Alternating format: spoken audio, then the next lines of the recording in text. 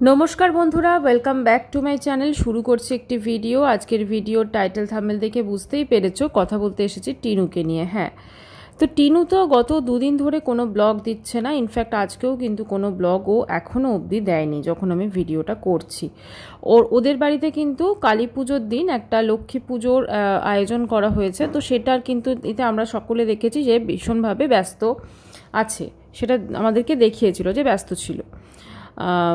Very recent ওর একটা shorts এসছে এবং সেখানে ও একটা খুব রোমান্টিক একটা ওর পছন্দের গান, সেই গানটা নিয়ে ও জাস্ট যেমন করে আর কি সেটা দিয়ে একটা রিলস করেছে।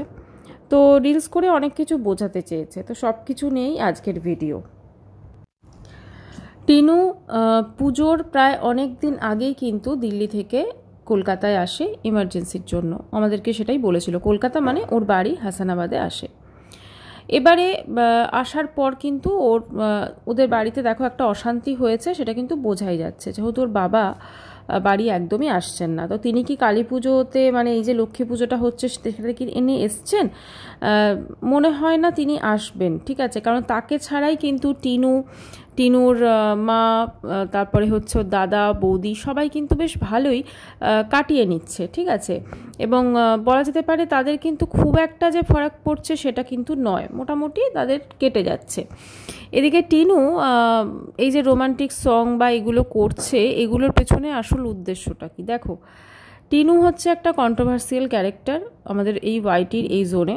তো ওকে নিয়ে কন্ট্রোভার্সি হয় এবং ওকে নিয়ে যত কন্ট্রোভার্সি হবে তত যে ওর ভিউজ হবে এটা কিন্তু খুব ভালো করে জানে। ওর লাইফে এখন ওই কাকু না অন্য কেউ ও ছাড়া কিন্তু এখন মনে হয় না ওর লাইফে অ্যাট প্রেজেন্ট কেউ আছে, মানে ওই কাকুই আছে, ঠিক আছে। তো তিনি তো থাকেন দিল্লিতে, তো কোনো না কোনো কারণে একটা সম্পর্ক হয়তো ওখানে হয়েছে বা হয়তো সে তৃতীয় বিয়ের দিকে এগিয়েছে, হতেই পারে। কারণ যে একজন বাচ্চাকে ছেড়ে দ্বিতীয় বিয়ে করেছে, বাচ্চা থাকার মানে তাকে ছুঁড়ে ফেলে দিয়ে এসে ডিভোর্স না দিয়ে, তার পক্ষে তৃতীয় বিয়ে করা অসম্ভব কিছু নয়, ঠিক আছে। এখন ব্যাপারটা হচ্ছে ফোনদীপের সঙ্গে ওর আইনতভাবে বিচ্ছেদ কখন হচ্ছে সেটাই হচ্ছে দেখার। কারণ ওদের যদি মিউচুয়ালে হতো তাহলে মনে হয় এতদিনে হয়ে যেত, কিন্তু যেটা মনে হচ্ছে ওটা কিন্তু কন্টেস্ট হচ্ছে। তো এখন কোর্টের কথা না তো টিনু বলে আর না তো ফোনদীপ বলে, এটা খুব ভালো একটা জিনিস। কারণ ওরা আগে কোর্টের কথা বলতো বলে ওটা নিয়ে কিন্তু প্রচুর কন্ট্রোভার্সি হতো, কিন্তু এখন যেহেতু ওরা কোর্টে কি চলছে না চলছে ওদের কেস সংক্রান্ত বিষয় নিয়ে না তো ফোনদীপ কোনো আলোচনা করে আর না টিনু কোনো আলোচনা করে। হ্যাঁ, টিনু যেমন বলে যে আজকে জরুরি কাজে যাচ্ছি, ফোনদীপও মাঝে মাঝে দেখায়। একটা সংসার একটা সম্পর্ক যে শেষ হয়ে গেছে সেটা তো বোঝাই যাচ্ছে, মানে আমি টিনু ফোনদীপের কথা বলছি। সেটা টিনুর পরকীয়ার জন্যই হোক বা ফোনদীপের একটা একগুয়েমি হোক বা যে কোনো কারণে, তবে এক্ষেত্রে কিন্তু টিনুর দোষটা অনেক বেশি। কারণ সে যেটা করেছে ওটা অন্যায় বললে ভুল হবে, ওটা পাপের সমান আমার যেটা মনে হয়।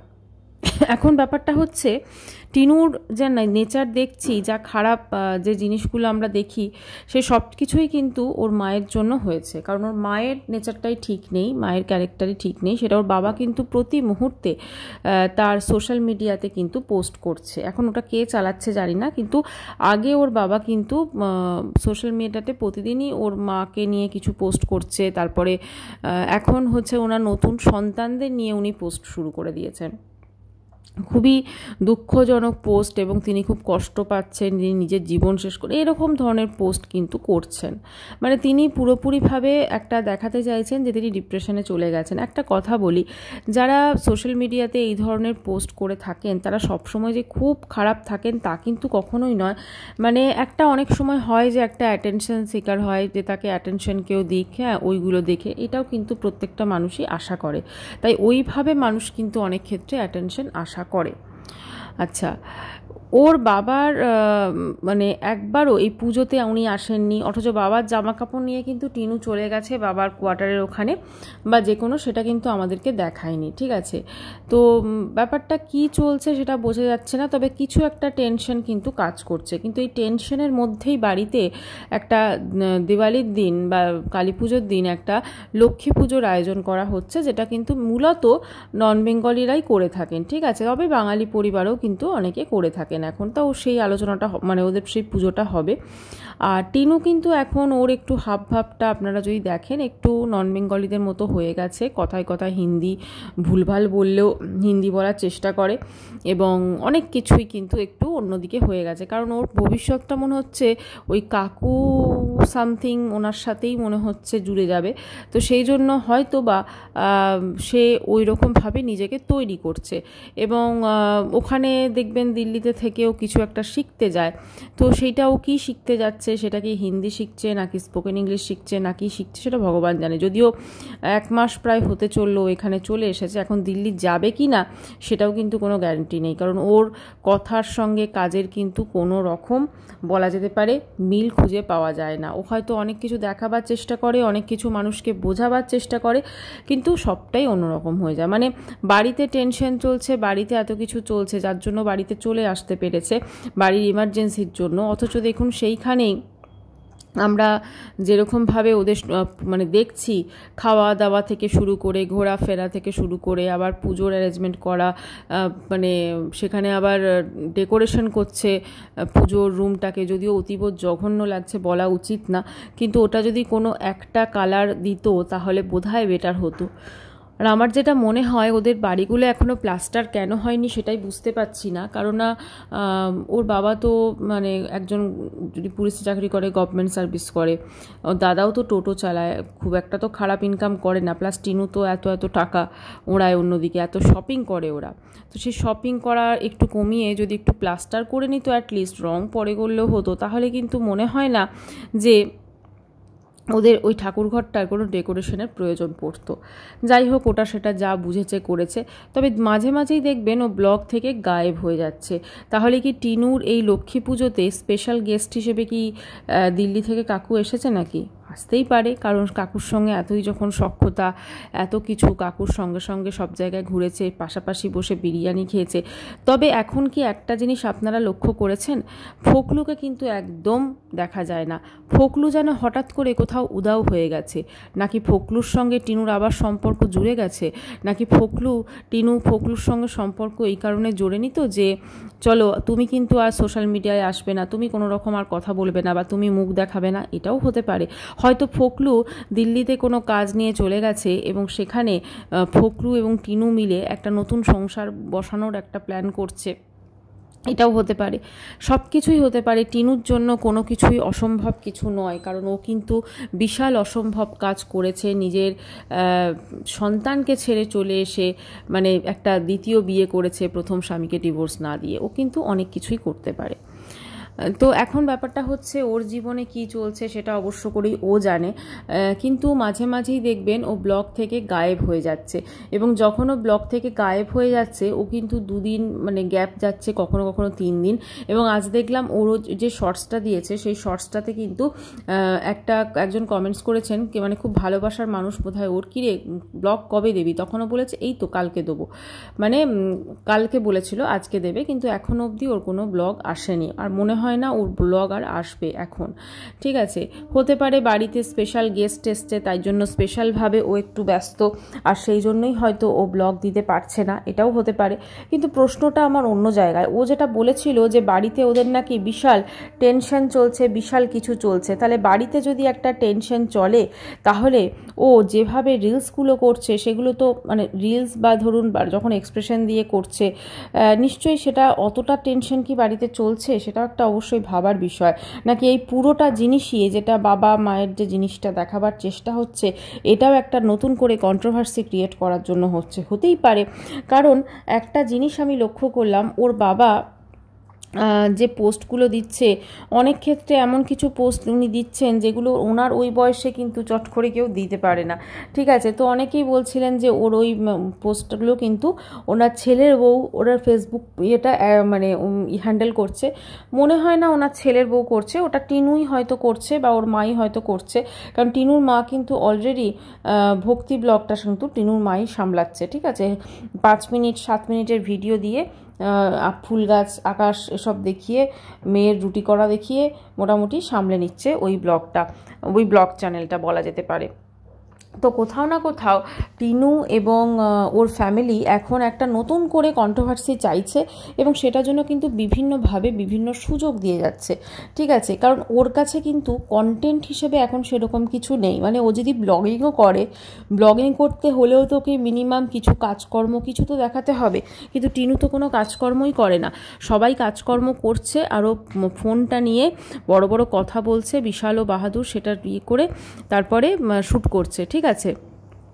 নিজের কোনো গুণ, নিজের কোনো ক্রিয়েটিভিটি, নিজের কোনো কিছু একদম নেই বললে ভুল হবে। কারণ ও যখন দিল্লিতে ওর যে ড্রেসিং টেবিলটা আছে, যেটা একটা পুরনো ড্রেসিং টেবিল নিয়েছিল ওই কাকুর বাড়ি থেকে, সেটা কিন্তু খুব সুন্দরভাবে রং টং করেছিল। তো ওর মধ্যে নিশ্চয়ই ক্রিয়েটিভিটি আছে, তো সেইটা ক্রিয়েটিভিটিগুলোকে কিন্তু বাপের বাড়িতে দেখবেন ও কাজকর্ম কিন্তু খুব একটা করতে চায় না। কারণ বেসিক্যালি কুড়ে বাপের বাড়িতে যেরকম রেডিমেড সব কিছু পেয়ে যাচ্ছে, আর দিল্লিতে তো একটুখানি কষ্টসাধ্য করেও সব কিছু করতে হচ্ছে না, তো সব কিছু মিলেমিশে ও কিন্তু প্রেফার করেছে যে চলো যতদিন পারি আমি এখানে থাকি, তারপরে আমি না হয় দিল্লি ফিরে যাব। কিছু তো একটা দিল্লিতে চক্কর আছে, তাই না? নাহলে দুনিয়ার এত জায়গা থাকতে দিল্লিতেই কেন চলে গেল। এবং এখন দেখবেন ঠাম্মিকে কিন্তু মানে দেখা যাচ্ছে না স্টেজে, ঠিক আছে। ঠাম্মি কিন্তু হঠাৎ করে উদাও, ঠাম্মি কোথায় গেল? মানে বাড়িতে পুজো এরকম, তো ঠাম্মি কি পুজোতে আসবে, বাবা কি পুজোতে আসবে, নাকি তারা সবাই বাবা মেসে রয়ে গেল, ঠাম্মি কি দিল্লি ফিরে গেছে? তাহলে কি চলছে ব্যাপার স্যাপার, সত্যিই কিছু বোঝা যাচ্ছে না। অনেক কিছুই দর্শকদের থেকে গোপন করা হচ্ছে, যেমন অতীতে করা হয়েছে, আবার নতুন কিছু হয়তো ওর জীবনে ঘটছে, সেগুলো একদমই জনসমক্ষেও আনবে না, সেটা হয়তো একদম পণ করে নিয়েছে। সেই জন্য কিন্তু কোনো কিছুই আরও সেভাবে, যেটা ব্লগে কিন্তু খুবই মানে সামান্য কোনো কিছু দেখায়, কারণ বেশি যদি ও কোনো কিছু দেখাতে যায় তাহলে কিন্তু অনেক কিছুই ধরা পড়ে যাবে। কারণ ও খুব ভালো করে জানে আমরা যারা কন্ট্রোভার্সি ক্রিয়েটাররা রয়েছি, আমরা ওর প্রত্যেকটা মানে পদক্ষেপ, প্রত্যেকটা কোনটা সত্যি বলছে কোনটা মিথ্যা বলছে, আমরা কিন্তু সমস্ত কিছু ধরে নেব। এবং সেই জন্যই কিন্তু ও দেখবেন অনেক ক্ষেত্রে এখন খুব একটা কিন্তু মানে কোনো কিছুই বেশ মানে ওপেনলি বা ওভাবে বলতে চায় না।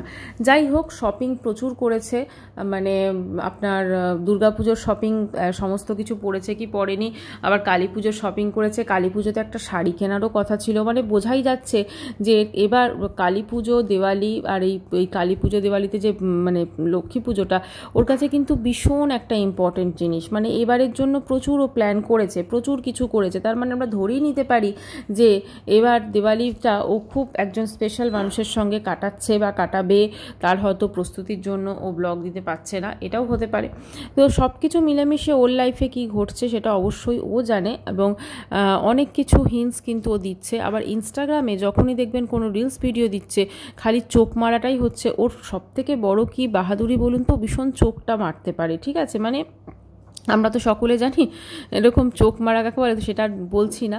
তো সেভাবে ও চোখ কিন্তু প্রচণ্ডভাবে মারতে পারে, এটাই হচ্ছে ওর ক্রিয়েটিভিটি। এবং সেটা মেরে মেরে ও কিন্তু রিলস করতে পারে, মানে বোঝাই যাচ্ছে ও অ্যাকচুয়ালি কোন ক্যাটাগরির, ঠিক আছে। কারণ ও যেরকম টাইপের, মানে মনেই হয় না ও যখন চোখ মেরে মেরে রিলসগুলো করে যে ওর একটা ছেলে আছে বা ও কি কর্মকাণ্ড ঘটিয়েছে। বিন্দুমাত্র লজ্জা শরম বলে কিচ্ছু নেই, শুধুমাত্র আছে নিজে ভালো থাকবো এবং নিজের চাহিদা। এর আগে কিন্তু ও কোনো কিছুই দেখে না, ঠিক আছে। ভবিষ্যতে না তো ওর নিজের জন্য কোনো চিন্তা আছে, ছেলের জন্য তো আমি ছেড়েই দিলাম, ভবিষ্যতে চিন্তাও করে না, ও প্রেজেন্টে চিন্তা করে। এবং প্রেজেন্টে ও কার সাথে কি ফুর্তি করবে, বাইরে কখন কোনটা কি খাবে, এবং কাকে দিয়ে ওর নিজের কাজগুলো করিয়ে নেবে, ঠিক আছে, কি কি শপিং করবে, এই সবগুলো করাতেই কিন্তু ও পুরো ব্যস্ত হয়ে আছে। এবং এইগুলোতেই কিন্তু ও টাকা পয়সা ম্যাক্সিমাম উড়িয়ে দিচ্ছে। এবং ওকে কিন্তু টাকা পয়সা এই খরচ করতে সাহায্য করছে ওর নিজের মা। আমি জানি না ওর নিজের মা কি না, যাই হোক নিজের মাই বলি। আর ওর ওই দাদা, আগের দিন দেখলাম যে বোধহয় অনলাইনে দাদার বউয়ের জন্য কিছু একটা অর্ডার করা হয়েছিল, অবশ্যই টাকাটা নিশ্চয়ই টিনুই দিয়েছে। তো সেক্ষেত্রে টিনু দেখলাম হাতে করে ধরে নিল, এবং সেখানে দাদা মানে সহাস্য বদনে সে বৌদির যে গিফটটা এসেছে সেটা খুলছে।